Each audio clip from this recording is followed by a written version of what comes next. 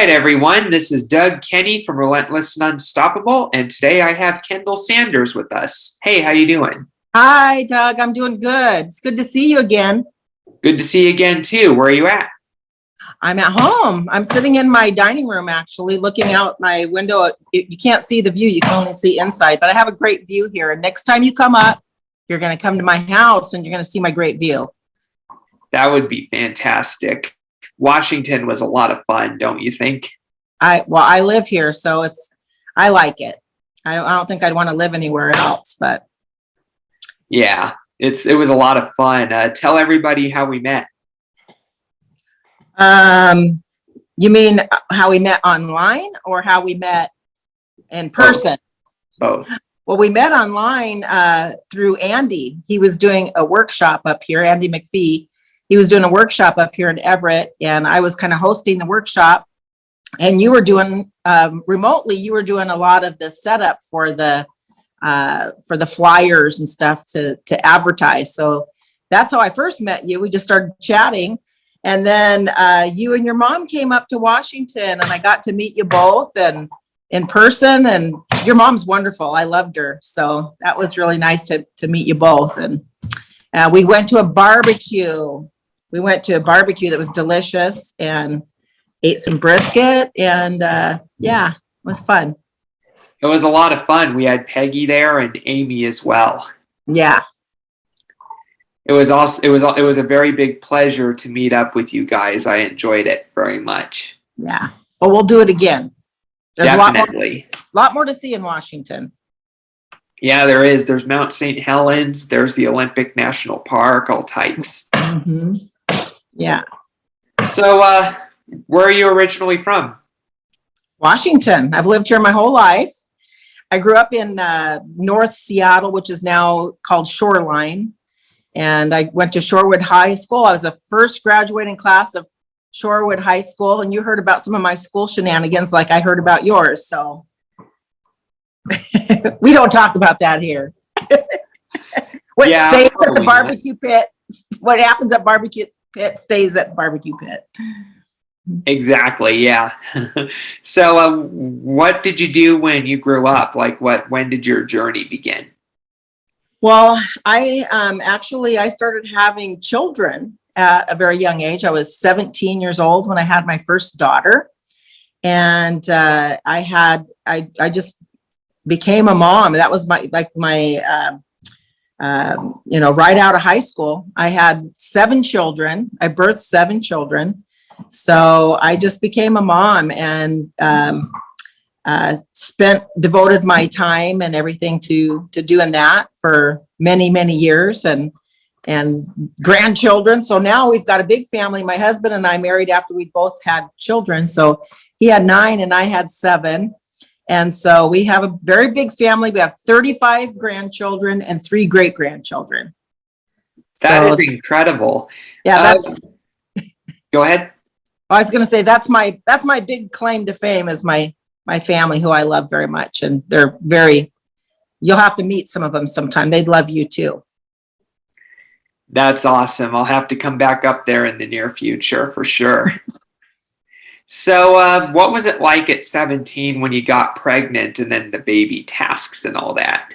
Oh, well, I was scared to tell my mom at first, but she was very understanding and very supportive. And I just knew right away that I was going to be a mom, that was the only choice I had to make. And it was a big learning curve for me because I was the youngest in my family. I didn't have younger siblings that I had to babysit or anything. And so my older sisters always got called to babysit other kids. And I didn't have to babysit or anything like that. So I having children was, kind of a shock to me, because I had the full responsibility of making this child live, feeding it and loving him and caring for her. And so it was a big shock to me, but I loved it. Great to hear. So, what happened to your mind? My mind? Yeah. So that I suppose we're talking about Oh, I get it. The mind was hammered. I know I'm hearing they're putting a roof on my house and they were supposed to stop at 4:30. So, Just kidding. but it is. No, so when I was, after I got married to my husband and stuff, in my journey, I became a Christian, and about, when I was 38 years old, I went on my first mission trip, and that was to Africa. It was Kenya. I went to Kenya, and I had been dreaming about going to Africa my whole life. And I started as a little girl. I'd see these advertisements with starving children, and I thought, that's my destiny. I'm going to go to Africa. And so anyway, I had a desire to do that from the time I was very young. And when I was 38, I got the opportunity to go. And one of the things that when you travel abroad, they recommend different vaccines and different things to prevent diseases that we don't have here. And the one that was most prevalent was malaria. So I was going to Kenya, and they prescribed something called Lariam. It's also called Mefloquine, but the brand name is Lariam, and it's supposed to prevent you from getting sick. It doesn't prevent you from getting malaria, but it prevents you from getting super sick or dying. Kind of sound familiar? But it's supposed to keep you from having any severe illness and dying from malaria. So I thought, sign me up. I'm going to take it. So you start before you leave, and you take one pill the week before you leave, and then you take one, right before you get there, and then you take it once a week for the whole time you're gone, and then you take it for 4 weeks when you come back. That's the regimen. That's what you're supposed to do. And so I took my first dose about a week before we left, and I was fine for the first 24, 48 hours. I don't know the exact time, but over a day. And I was at home, and my husband was there, and all of a sudden I started having like a panic attack. But it wasn't a panic attack. It was, it never went away. It never left me. It was like a panic attack that never went away. So I had just this overwhelming sense of doom came over me, and fear, and I didn't know what was wrong. I was kind of confused, and it just came on so suddenly that I didn't know what was happening. And I started getting these shooting pains in my arms, and so my husband took me to the walk-in clinic. And I went to the clinic, and I asked them, even there, they did an EKG, everything looked good and everything. And they said, well, maybe you're just stressed out or something. And maybe you have carpal tunnel syndrome. So they gave me some braces for my arms and stuff. And I just went, okay. So then, but that panic attack never left me. Now, all of a sudden, this trip I'd been looking forward to all my life, there was a little trepidation, like, am I going to feel this way the whole time I'm there? So, but I was more excited to go, and I was determined to go. So I went. It was a long travel. It was a lot of plane rides, bus rides, car breaking down, a lot of things like that. It took us about 54 hours to get to our destination. And when we got there, it was like the middle of the night. It was like 2 a.m. So we went and we took our second dose when we were in London. So it was about 24 hours before we got to our destination. So I took my second dose, and when we got to where we were going, I went to bed. I was sleeping in a hut, and my friend and I were sleeping in this hut, and it was about 2 hours after I'd fallen asleep, I woke up with not able to breathe. It was like a panic attack where your breath is just gone, and I kept gasping for air, and I go, something's wrong. I don't know what's wrong with me. My friend was fanning me and stuff. And I tried to go back to sleep, and the same thing would happen. And so the next morning, I told our host, who was a pastor, I told him what was happening and stuff. And so anyway, and our pastor, they just left me behind and kind of started doing their thing. And I was just kind of sitting there with this panic attack that was ongoing. I didn't have an appetite. I didn't know what was going on. So that never went away. That never went away for In fact, it just kept getting worse. So I also got some dizzy spells and stuff, but I continued with what I was supposed to do there, but I was not feeling well at all. And for the first like 3 or 4 days, I was just bedridden, and I was having nightmares. Like every time I'd fall asleep, I'd have a vivid dream. And so I guess it was about the 3rd or 4th day, a doctor showed up. He said the Lord told him that somebody there needed help. And it was our pastor's, his personal doctor. And we were having a pastor's conference, so there was no reason for a doctor to be there. But he came because he said he felt like somebody needed help. And he took my blood pressure, and it was like 74/54. So he got me some IV fluids, and they don't have the plastic catheters there. They just had a straight needle. So my veins blew out within about 2 hours or something, and this drip that was going to my arm. And he told me how to change my own bag, and there was like blood splatters on the wall, and it was just like, it was at somebody's house. It wasn't like at the hospital. So anyway, luckily we had an EMT that was with us, and he took a very fine needle, the only one that he could find, and he put it in the back of my hand and was able to hold it. And he straddled me and held that thing until we got 2 liters of fluid in me, and my blood pressure went back up. So then I was able to finish the trip, and I came home, and on the way home, I felt horrible. My legs felt like they were turning into jello. And I had that fear and that, but I just thought if I get home, everything's going to be fine. But I got home, and I practically fell into my husband's arms and stuff, and went home, and it just didn't get better, started getting worse. And I went to the doctors, and they did not know what was wrong with me. And I kept going to the doctors, and they prescribed like antidepressants, which made it worse for me. Sometimes I guess it helps some people, but it escalated everything. It made me have rapid thoughts. And I also started experiencing suicide ideation, which it just would come out of, I could be sitting there like I'm talking to you right now and laughing and having a good time, and the thought would pop in my head, kill yourself, take a knife, do this. And it was so infuriating to me, because that wasn't who I was or what I wanted to do, but the thoughts were intrusive, and they just kept coming, and I couldn't control it. So it was very hard. And I just kept thinking every time I had a physical symptom, because there was a lot of physical symptoms as well, like my legs like turned to jello, and I couldn't walk sometimes, and my eyes would cross. I had vertigo really bad, where the room would spin, and it wasn't like, you could fix it and it'd go away. It just kept getting, just stayed around for a long time. I had these shooting pains that would go up the back of my head, my neck, and up into my head, and they were in my arms and in my chest.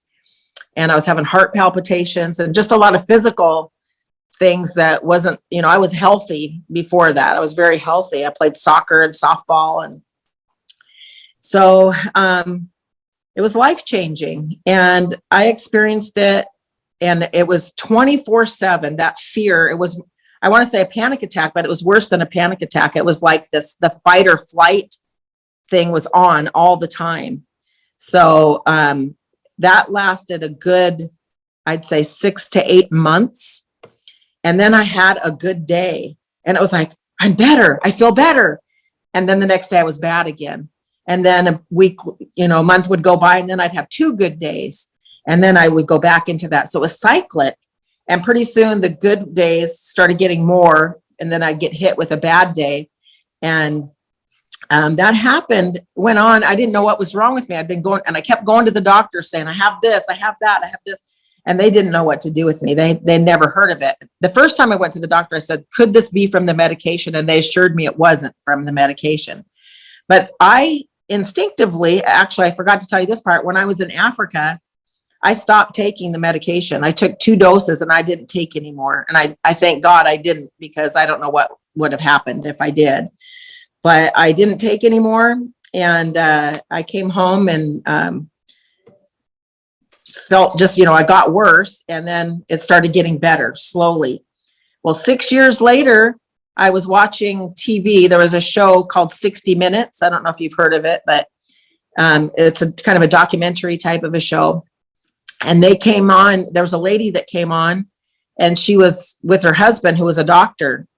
And she had been in Africa. They were there for their anniversary or something. And she took Lariam. She took an anti-malarial to prevent, she took the same thing to prevent malaria. And she ended up in a mental institution, and she had to be life flighted out of Africa. And then she spent a long time in a mental institution, and she thought she was like mating monkeys and, you know, stuff.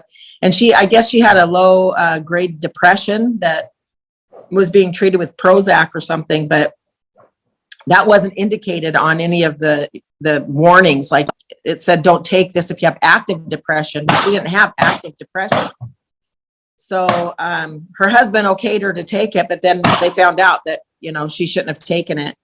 And it was like a year later, and she was still feeling terrible. And had been 6 years for me, but I would only have like maybe every 3 months I'd have an episode or something. So I finally figured out what it was, and I got all the information. I looked up Lariam, and I was like, that's what I took. And so it all came together at that moment that that's what was wrong with me. And I went to take it to my doctor, and they didn't really do anything to help me. They didn't think that there was anything to it. You know, they just kind of were like, are you after money? And I was like, no, I want to feel better. And I want you to confirm this is exactly what I went through, you know? So, but I joined a support group. There was a support group I found online for people that had suffered. Mostly it's veterans, because the veterans go to these places, Afghanistan and Iraq, and they go to, you know, Africa, and they go to these places, and the mosquitoes are resistant to other types of anti-malarial. So they have to take this one.